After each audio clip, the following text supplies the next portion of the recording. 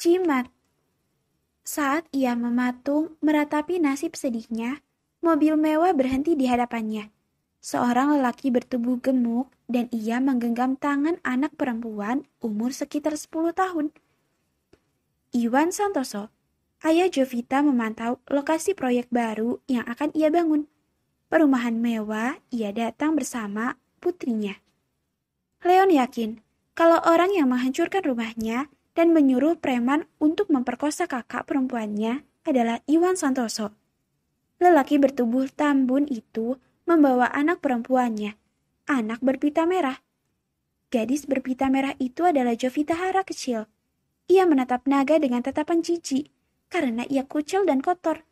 Melihat anaknya takut, ia meminta bawahannya meminta Leon pergi. Saat itulah mata Leon menatap tajam pada anak kecil berpita merah itu.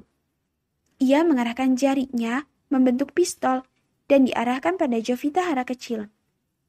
Dor, ucap Leon kecil, menandai gadis berpita merah itu sebagai target buruan. Iwan seolah-olah ingin menunjukkan betapa hebatnya ia pada putrinya saat itu. Ia karena akan membangun rumah mewah di sana. Ia tertawa bangga dan menunjukkan semua bangunan runtuh itu pada Jovita Hara kecil. Gadis kecil itu tertawa bangga pada hasil karya ayahnya. Melihat hal itu, Leon kecil menandai Jovita Hara di hatinya. Kalau gadis berpita merah itu akan merasakan apa yang dirasakan kakak perempuannya suatu saat nanti. Jeritan dan tangisan ketakutan dari kakakku akan kamu rasakan.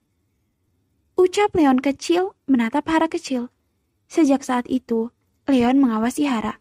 Mulai ia pakai seragam putih merah, rok biru, hingga rok abu-abu sampai ia kuliah. Bahkan ia baru mulai bekerja pada perusahaan ayahnya. Dan kini, anak gadis kecil itu berada di ranjangnya. Ia membuktikan pada dirinya kalau gadis kecil itu akan jadi miliknya seutuhnya. Hal itu terbukti. Bahkan ia lelaki pertama yang menjamahnya, merenggut kegadisan wanita itu. Ia menikmatinya sendiri. Apa yang aku tanamkan pada diriku sejak dulu, sebuah motivasi untukku.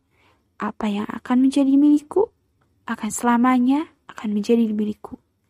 Dia boleh pergi setelah aku melepasnya. By Leon Wardana. Dalam kamar terkunci itu, Jovita masih meringkuk ketakutan. Ceklek. Suara pintu terbuka tepat saat ia menaikkan kaki ke atas meja untuk mencari jalan keluar dari kamar tersebut. Ia terdiam. Bola mata besar itu menatap Leon dengan takut. Dig, dug, dag. Suara jantungnya semakin berirama tak terkendali saat Leon berdiri menatapnya. Dengan kedua bola mata itu menatap tajam padanya. Kamu mau apa? Suara barito bernada tegas keluar dari mulutnya. Aku hanya ingin melihat-lihat, kata Jovita terbata-bata. Ia mencoba menenangkan jantungnya yang berdetak lebih cepat. Kamu sepertinya sudah bosan hidup ya? Teriak Leon, ia mendekat, menyeret tubuhnya ke dinding dengan sangat kasar. Aku minta maaf, aku tidak akan mencoba kabur lagi, ujar Jovita gemetaran. Leon menekan tubuhnya ke dinding, menatap tajam ke dalam matanya, menyelidiki mata besar dengan bola mata berwarna coklat itu. Terlihat pas untuk wajahnya. Cantik. Tuhan menciptakan begitu cantik seperti boneka. Siapapun yang melihatnya bisa tersihir oleh matanya yang indah. Saya sudah bilang padamu, tidak ada satu orang pun yang bisa kabur dariku dalam keadaan hidup. Jika kamu kabur, ada pilihan untuk kelanjutan hidupmu. Kamu pilih sendiri. Pisau, pistol, atau racun. Kamu yang akan melakukannya, atau saya yang melakukannya. Suara Leon terdengar sangat menakutkan. Jovita menelan salivanya dengan susah payah. Mata Leon yang memiliki sorot mata tajam itu masih menatap matanya. Kini, mata tajam itu turun melihat bibirnya. Leon memicingkan matanya saat Jovita tanpa sengaja membasahi bibir mungil berwarna merah itu. Tubuhnya bergetar ketakutan. Aku sudah bilang, kamu masih milikku. Kamu boleh pergi jika aku sudah mengusirmu nanti. Ia menempelkan bibirnya lagi ke bibir Jovita. Mata besar milik Jovita membelalak. Bulu mata lentik itu mengerjap-ngerjap. Saat Leon menyentuh bibir itu lagi, tanpa minta izin darinya. Jovita menolak. Ia mengalihkan wajahnya ke samping, mendorong dada Leon dengan sekuat tenaga. Apa yang aku mau, aku selalu mendapatkan. Ucapnya terdengar sangat egois. Setidaknya, kamu punya sopan santun, minta izin hal yang utama saat mengambil sesuatu. Aku bukan wanitamu. Ujar Jovita di sela-sela ketakutannya. Hatinya berteriak menolak saat Leon memperlakukannya sesuka hatinya. Berhenti mengajariku gadis kecil. Mendengar sebutan anak kecil diberikan padanya, emosinya memuncak. Ia ingin menendang bagian Leon dengan dengkul kakinya. Tapi lelaki itu terlalu pintar. Ia bisa membaca gerakan tubuh Hara, menangkap siku kakinya dengan satu tangannya. Lalu ia berkata lembut, namun mengandung makna yang dalam. Jangan melakukan sesuatu hal yang membuatmu jadi masalah, yang nantinya kamu sesali. Ucapnya santai, melepaskan kaki Jovita Hara. Namun Hara menggunakan siku tangannya, memukul bibir Leon sampai berdarah. Aku sudah memperingatkanmu. Apa tidak mengerti? Aku akan melenyapkanmu nanti. Kalau ia tidak berfungsi lagi, gadis bodoh. Ujar Leon mengusap bibirnya yang terkena siku tangan Jovita. Lagian kamu yang duluan. Jawab Jovita dengan polos. Ah, kamu masih menyahut desa gadis bodoh. Menarik tubuh Jovita ke ranjang. Ia dijatuhkan dan tidur terlentang. Ia ingin bangun. Namun, Leon menahannya, meletakkan kepalanya di dada Jovita. Kamu berat, aku tidak bisa bernapas. Jovita mendorong kepala Leon. Kamu diam, aku kesakitan. Bentak Leon. Ia sengaja menindih tubuh mungil Jovita sampai gadis muda itu tenggelam di balik badannya yang besar. Kamu pilih, jika kamu melawan, aku akan memperkosamu lagi sampai kamu menjerit kesakitan. Tapi, kalau kamu jadi anak baik, aku tidak akan melakukannya. Ucap Leon terdengar seperti ancaman yang mengerikan untuk Hara. Jovita Hara diam, membiarkan tubuhnya remuk di tiban Leon. Lelaki tampan yang kejam itu merebahkan kepalanya di dada Jovita. Dada Jovita naik turun, menahan beban di atasnya. Jantungnya masih berdetak tidak stabil. Ia masih takut.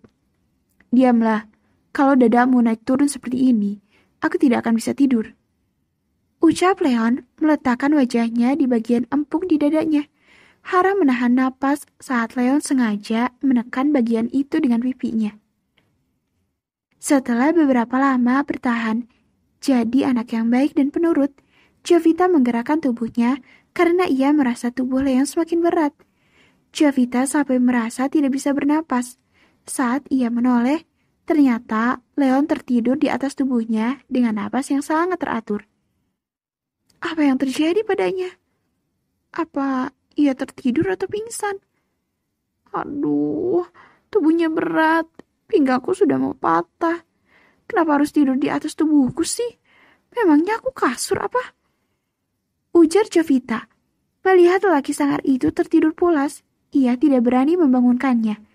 Ia membiarkan tubuh Leon tetap menindihnya, dan ia juga ikut tertidur. Kira-kira 1 jam Leon terbangun. Ini pertama kali baginya bisa tidur dengan tenang, tanpa dihantui mimpi buruk itu lagi.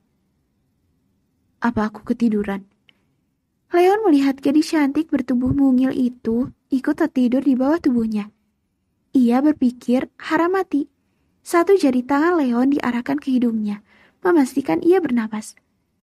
Hara tidurnya tenang, napasnya teratur, sebagian rambut menutupi wajahnya yang cantik. Perlahan, Leon mengangkat tubuhnya. Ia mencoba berbaring di samping Jovita, tapi ia tidak bisa tertidur pula seperti tadi. Padahal ia ingin sekali tidur di atas 2 jam. Karena hampir tiap malam tidak bisa memejamkan matanya, sebab selalu dihantui mimpi buruk. Sial, tadi kenapa bisa tidur? Sekarang kenapa malah tidak bisa lagi? Apa karena tubuh wanita ini ada jimatnya? Leon menatap tubuh Hara. Jovita masih tertidur pulas.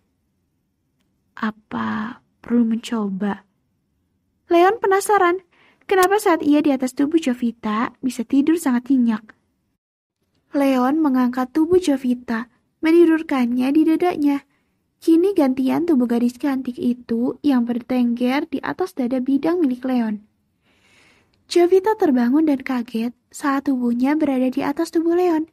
Ia berontak, ia ingin turun. Lengan kuat Leon menahannya agar tetap di sana. Apa yang ingin kamu lakukan? Tidur di atas dadaku. Pintanya dengan suara tegas. Hah? Jangan protes. Tidurlah. Aku kesakitan. Kata Leon, menjadikan bibirnya yang bengkak sebagai alasan. Baiklah, kalau hanya tidur di sini, aku bisa melakukannya. Jovita meletakkan kepalanya di dada Leon, tapi tangannya sibuk mencari kunci di bawah bantal Leon. Apa yang kamu lakukan, bodoh? Aku tidak bisa tidur kalau tanganmu di sana. Ucap Leon dengan mata tertutup. Aku tidak akan bisa tidur lagi karena kamu sempat membangunkan aku. Kamu harus mengusap-ngusap kepalaku agar aku bisa tidur. Jovita mencari alasan, meminta Leon mengusap-usap kepalanya. Dasar anak manja. Aku yang mau tidur bukan kamu. Jika aku tidur, kamu juga pasti tidur. Jovita mengajari Leon. Tangannya menarik tangan Leon dan mengarahkannya ke kepalanya. Awalnya, Leon tidak mau. Tapi tiba-tiba, tangannya menuruti apa yang dikatakan Jovita. Ia mengusap-usap kepalanya. Gadis bertubuh mungil itu benar. Jovita ketiduran. Ia seperti bayi yang Dinina bobokkan. Apa ini? Apa dia benar-benar tidur? Leon melirik wajah Jovita. Gadis cantik itu tertidur pulas dengan posisi yang sangat nyaman di atas dada Leon. Bagai terhipnotis Leon, si lelaki kejam berwajah sangar. Leon ikut tertidur pulas memeluk tubuh mungil Jovita, memeluknya seperti boneka penghantar tidur itu. Kali ini, ia merasa Jovita Hara bagai jimat penghantar tidur baginya. Sekilas terlihat seperti sepasang kekasih yang memadu kasih. Tidak ada yang menduga kalau wanita yang ia peluk saat ini seorang gadis tawanan.